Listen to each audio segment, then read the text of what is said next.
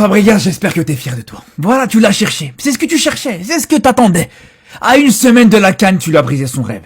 À une semaine de la CAN, tu l'as peut-être privé de cette compétition. Peut-être que cette blessure, elle est pas sérieuse, on espère. Moi, il y a une chose que j'espère. J'espère juste qu'il est en train de simuler cette blessure. Qui s'est posé au sol à la 30e minute pour faire semblant qu'il pleure. C'est tout ce que j'espère. Parce que c'est ce que vous méritez. C'est ce que les clubs européens méritent aujourd'hui. C'est ce que les entraîneurs européens méritent aujourd'hui. Que, voilà. Qu'on voit ce petit vice aujourd'hui. Qu'on voit ce petit vice de faire semblant de se blesser, de faire en sorte de rater des matchs, d'esquiver des matchs, comme ça au moins t'es sûr de jouer à la CAN. Mais je parle de Fabregas, mais faut parler aussi de la FIFA. Faut parler aussi de tous ces dirigeants européens de la FIFA qui, voilà, à force de retarder, de repousser, la date du rassemblement pour la CAN, voilà comment tu te retrouves. Des joueurs hyper importants pour leur sélection respective. Ils vont pas jouer cette CAN. Et le pire, c'est que Fabregas était le premier à se plaindre. Ouais, mais non, mais si Assane Diao, il va jouer la CAN avec le Sénégal, il va se blesser, c'est pas une bonne chose, etc. Alors que lui-même, c'est le premier à ne pas préserver Assane Diao. Si Assane Diao avait joué cette CAN, il serait fait préserver. Il aurait démarré cette compétition petit à petit. Je crois même pas qu'il aurait joué pendant les matchs de poule. Il aurait fait quelques petits bouts de match. Et là, regardez. Voilà, franchement, c'est ça le problème. Au bout d'un moment, les frères, j'espère vraiment que pour la prochaine CAN, les dirigeants africains ils vont se réveiller une fois pour toutes. Parce que là, on les entend pas. Et il est là le problème aussi, les gars. On peut parler de la FIFA, on peut parler des clubs européens, mais même les dirigeants africains, tu les entends pas du tout. Triste. Tellement triste. De voir peut-être les espoirs de ce jeune Sénégalais complètement s'envoler à l'aube de jouer une première CAN dans sa carrière. Les amis, je précise, je ne suis pas passé encore en mode CAN. Ça va arriver dès cette semaine. On va vous faire toutes les listes ici en vidéo. Ne vous inquiétez pas, j'arrive. J'ai attendu le football européen qu'il se termine ce week-end comme il y avait beaucoup d'actualités. La CAN, j'arrive et je vais couvrir tous les matchs ici sur cette chaîne. Mais ça me rend tellement triste. Parce qu'il y a eu un épisode et il faut avoir suivi. Avec Cesc Fabregas qui a fait des déclarations lunaires. Alors moi je comprends que quand t'es un coach, t'as pas envie de perdre tes joueurs pendant la CAN parce que c'est une période où ton club va continuer à jouer. Mais tous les clubs sont exposés à ça. Il y en a pas un qui dit un mot. Le seul qui s'est plaint c'est Fabregas. Et je trouve ça pas classe par rapport aux joueurs parce que mentalement tu lui fais beaucoup de mal. Tu l'appelles, tu fais un pressing sur lui pour pas qu'il joue la CAN, t'appelles l'entraîneur du Sénégal, tu fais un pressing sur lui pour pas qu'il appelle le joueur. Ça, je suis désolé, ce sont des choses qui sont déplacées.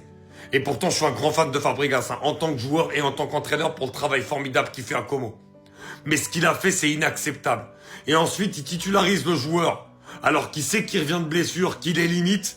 Il le met dans un match très important à Rome et le petit, il se blesse. Alors que mentalement, déjà, le petit aussi, il est blessé par rapport à toutes les déclats qu'a fait Fabregas ce week-end. Franchement, c'est pas beau. Je suis désolé, mais c'est pas beau ce qu'a fait Cesc. Après, bon, tous les commentaires là qu'on voit racistes sur Fabregas, bon, ça faut arrêter, moi je suis pas dans ça. Mais malgré tout, ce qu'a fait Fabregas, la gestion avec Diao, elle est catastrophique. Tu peux pas empêcher un joueur de vouloir jouer une compétition, qui plus est une première, avec sa sélection, avec son pays. C'est inacceptable.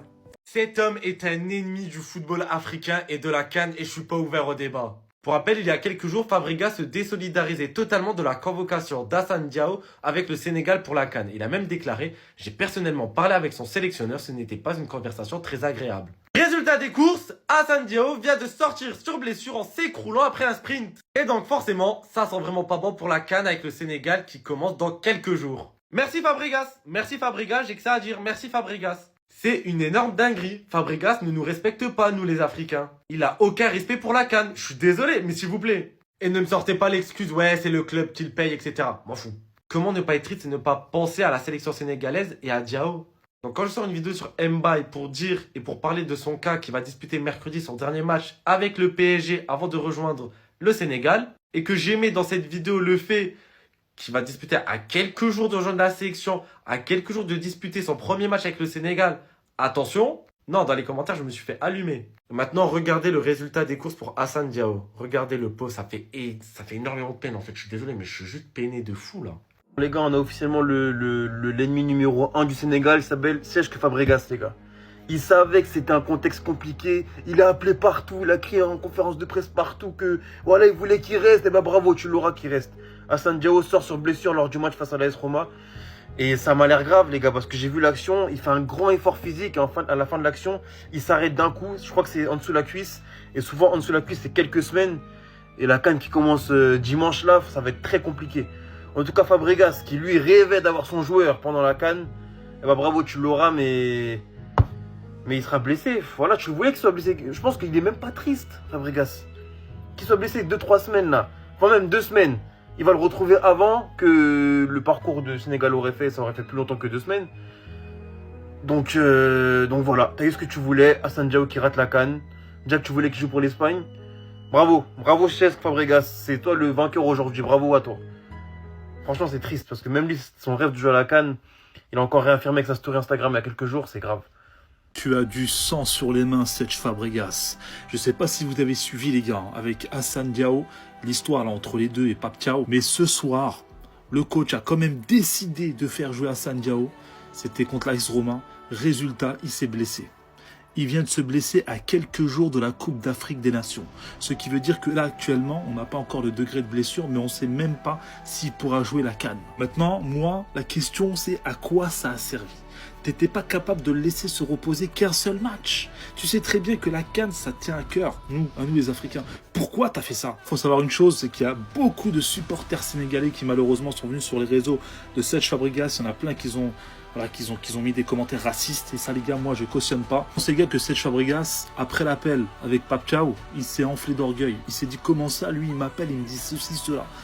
Donc le mec il s'est dit vas-y je vais le faire jouer quoi qu'il arrive. Bref, je suis vraiment dégoûté pour le joueur parce que c'est quand même un rêve qui est en train de se briser là. Après il n'y a pas d'inquiétude à avoir, quoi qu'il arrive, le Sénégal a 10 attaquants à la base. Quoi qu'il arrive, la liste elle est bonne. Bon, c'est peut-être la première mauvaise nouvelle pour la Fédération sénégalaise de football.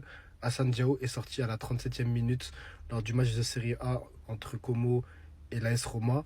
Il est sorti à la 37e minute après avoir fait un run sur les 30 mètres. Voilà, il a stoppé sa course avant de tirer et ensuite on l'a retrouvé au sol.